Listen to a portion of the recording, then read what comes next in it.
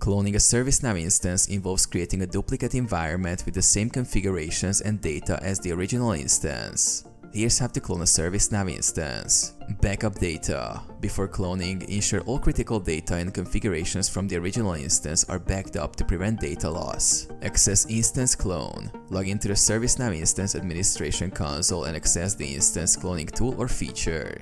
This tool may vary depending on your ServiceNow subscription and version. Select Clone Options. Choose the options for the clone, including whether to clone the entire instance or specific datasets, configurations, or applications. Initiate clone process. Start the cloning process and wait for it to complete. The time taken for cloning depends on the size of the instance and the selected options. Validate cloned instance. Once the cloning process is finished, validate the clone instance to ensure it has been created successfully and contains the expected data and configurations. Test environment. Use the clone instance as a test or sandbox environment to conduct testing, development, or training activities without impacting the production environment. Monitor usage. Monitor usage and resource consumption in the clone instance to ensure efficient utilization and cost management.